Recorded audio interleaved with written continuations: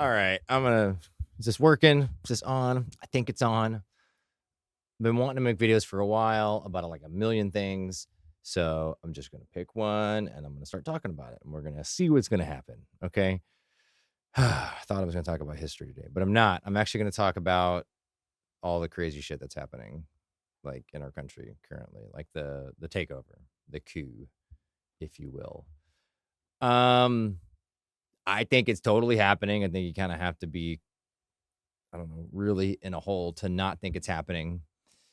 Um, Check out the documentary Hypernormalization if you want to know the phenomenon that we're all kind of experiencing right now, where we can't, really even grasp what's happening and it all doesn't really seem real, kind of. And like we internally have alarm bells going off, but everything seems perfectly normal and fine when you look around and you're like, why is nobody freaking out? Um, that's normal in a collapsing regime in a failing system, which ours have been failing for a while, but like I think we all like a lot of us can see it now, like way more than ever. And it's happening before our eyes.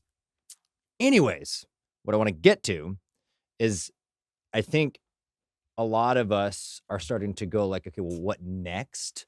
Right? Like what is it going to look like if things do fall apart? And then like what after? Like if we're going to try and, you know, make it through the other side of this thing, um, what's going to happen? So I don't know. I had 5 points as to why I don't think the entire thing is going to crumble down, even though in some senses, like that might be what we need. But here's the thing, whenever you've got something like that, you never know what's going to come out the other side of it. And currently, the way things are set up, like if we actually had a quote unquote revolution and things actually got overturned, what would be put in its place is like actual authoritarian fascism, which is like what they're working on now. But like that's where the organization is. That's where the money and the efforts are. So if things get chaotic, like those are the people who are best situated to like take control of that chaos, right? And we don't want that to happen. So here's like 5 reasons why I think we will actually see another election in 4 years. I mean, I think that's going to be the indicator. Like if we have an election in 2028 and he gets voted out and the country's still standing and we're all still standing, even though I'm sure it'll be in tatters at that point. If that actually happens, like then it won't be totally screwed. We won't be totally screwed yet. So here's my 5 points as to why I think we could somehow maybe survive this. Number 1, everything that's currently being done is being done through executive order. So what that means is that it's not going to stick. Anytime a new president comes in, they executive orders and replace whatever the old president did or not. Like a lot of times they just stand there for decades and decades, depending on what they are. But there's nothing to stop any other president coming in after Trump to like immediately get rid of like, 95% of the stuff that's being done right now. It's not being passed through Congress. It's being done just at the executive level alone, which is temporary. So that's one. Now, yeah, like the bureaucratic side of it, where we're like using that executive authority to get rid of entire areas of the government, that'll be a lot harder to rebuild and to kind of get up and going again. And again, like this, the messed up thing about this is there are parts of our government that need to be gotten rid of. It, like ICE, for instance. It's just not the parts that they are currently getting rid of. But all of that's again on the executive order. And so like presidents can sign a paper and create things. Presidents can also sign a paper and erase things. That's just kind of their power. So that being said, just because it's the president, if we do see another election, a lot of this can be reversed. And number 2, federalism and bureaucracy. Because our system is a federalist system, meaning governments inside of governments, inside of governments, inside of governments. It's all nested, right? We have the federal government, which is what's being threatened right now. But within that, we have all the state governments in the states. And like, yes, a lot of red states are currently like dismantling their own governments, with Texas included, which is kind of hilarious because Texas has been dismantling its own government for decades anyways. And so there's no scapegoat. There's no one to point at and say, we got to do this for this reason. Like they just got to point at themselves. Anyways, the states have protections. And so say, just for the sake of argument, that the federal government does go away or does stop serving the people in a way that makes it irrelevant, then our system is set up to where the states can operate pretty independently on their own. So if America does fall apart, like it certainly would be a different America, but that doesn't mean that like depending on what state you're living in, that your day to day would be that different. Actually, at the end of the day, it probably wouldn't for a lot of states. The problem would be like the reins would be the regulations, the rules, the reins that the federal government has on states to prevent them from doing authoritarian fucked up shit. Those reins would be gone. So the states who want to do that, like Texas and Florida, et cetera, would be able to. So for those states, it would be really, really bad. But for the states who, the blue states, which I don't want to synonymize the Democratic Party with, people who actually were pro-democracy, because that's not quite the same thing. Blue states would be better situated. So that said, like all of this to say that even if the federal government does poof disappear, there are still a lot of things in place. The state governments, the city, the county and the city governments, the very local level stuff. There's also administrations there. There's also bureaucracies there too. So the fact that we've got layers and layers and layers and layers and layers of bureaucracy means that it's going to take a lot of time and effort to, if we are going to erase all those things. And I don't think it's going to be really possible or feasible, especially now that everyone's paying attention and watching it happen in front of our eyes. Like, had this been going on behind closed doors for a few years of this administration, maybe, but everybody's paying attention now. I don't think we're going to be able to dissolve or crumble away every single part of every governmental apparatus. It's just going to be the federal one, which is one of the many layers, but not at all the only. And it's, if we survive to the other side of this, it could be rebuilt, resituated. We could write a new constitution, which actually sounds like a great idea, to make sure none of this stuff ever happens again. So it's possible. Number 3, I guess, is kind of what I'm already talking about. The states' rights side of it, like the fact that states have their own constitutions, the fact that states have their own laws. Like if the main one goes away, there's still these systems in place. There's still stuff written on paper that says this is how we're doing it, to where people are going to follow those things, likely, even if we're shredding the ones at the federal level. And some states will probably shred theirs too. By and large, I think most of the country will be able to survive this. And this is, I hope, right? Point number 4 is my strongest point, I think, for why this is going to be so difficult for Trump and Elon to pull off, is because in other countries where you've seen authoritarian regimes take over, like Nazi Germany or like fascist Italy or even, Imperial Japan or others, Israel too, none of them are the center of empire or were the center of empire. None of them had global colonies around the world to take care of and to like worry about on a geopolitical level. And America does. America is all over the world. We have 800 plus military bases. We're in like most of the countries in the world. And to maintain that, and thus maintaining American prestige around the world too, because those go hand in hand,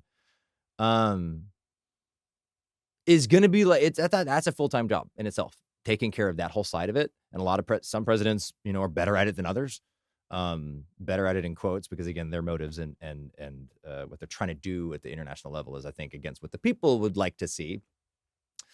But you can't dismantle the inside of the federal government without dismantling our military apparatus and prestige around the world. And I think those ends are contradictory, because to have a successful coup, you kind of have to have the military on your side. Well, the military doesn't want you to slash their budget in half, which apparently Trump's actually talking about, which again, that would be nice. Actually, we don't need to have 800 military bases around the world everywhere.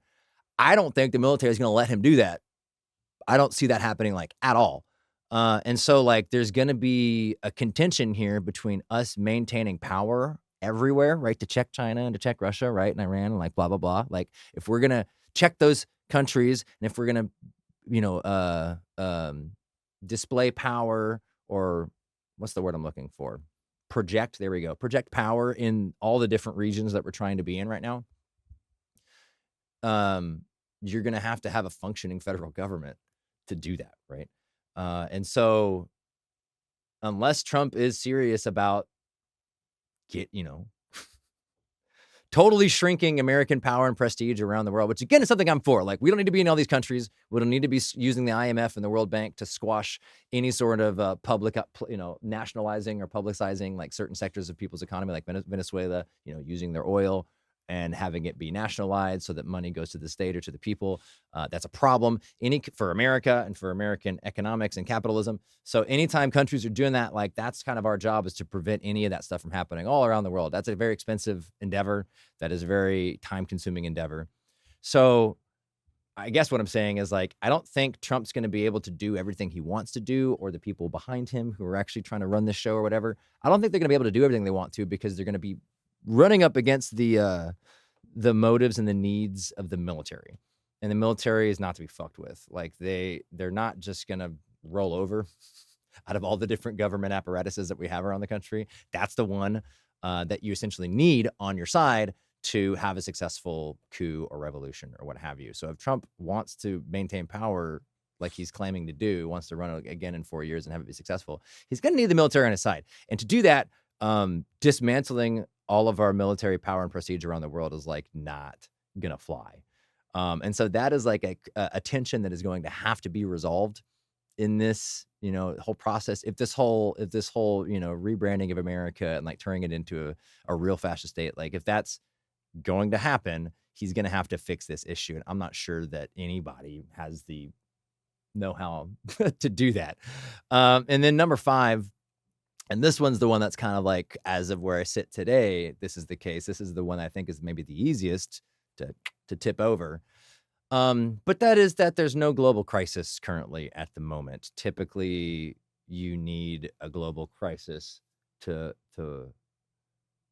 point to and say, hey, this is a reason why we have to take all your rights away. Temporarily, of course, but right now, because 9/11, right? That was a crazy thing. World War I, World War II. These are when we suspend rights in the name of safety, right? And we give away our freedoms in the name of protection or what have you. That's not the case currently. Now we are, unless you want to count climate change, because like that is a global crisis. But I think we can all agree that's not being addressed right now at all. So like the system isn't recognizing that as a crisis.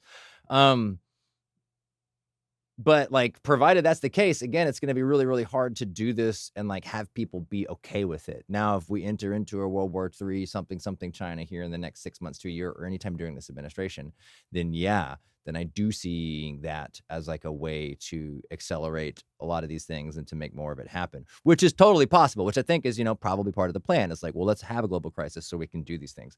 So that's something to keep an eye on. And maybe that's why they're trying to tank the economy right now. Because if we enter another global recession, that is, again, just like the Great Depression, which is where World War II came out of, that's where these things really thrive. So five things. 1 is all executive orders. They're not going to stick. 2 and 3, I guess, is the federalism and the bureaucracy and the state rights sort of, layer cake that I think it's going to be very time consuming to dig up all of that and replace it or get rid of it.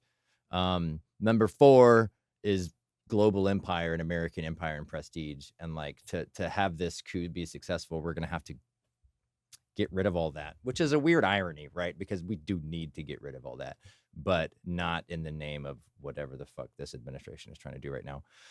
And then point number 5 is that we currently don't have a global crisis. So I don't know, maybe now, after talking about it for a little bit, like, cause I wrote these 3 weeks ago when the presidency started. Now we're kind of seeing actually what happens. It's still up in the air for sure. But if you're wanting some solace or something to kind of cling on to and think, hey, maybe we can get through this, I think these are five reasons why we can think that. Now we obviously need to continue to be vigilant and continue to pay attention and continue to do everything we can within our families and within our communities at the local level to take care of each other, because these systems aren't going to take care of us anymore, not for a long time, unless we make them, right? And we're currently unable to do that. So love and solidarity. Thank you for watching this video. I hope it is insightful and helpful, and let's see what happens. Let's see what happens next time. All right. Love you. Peace.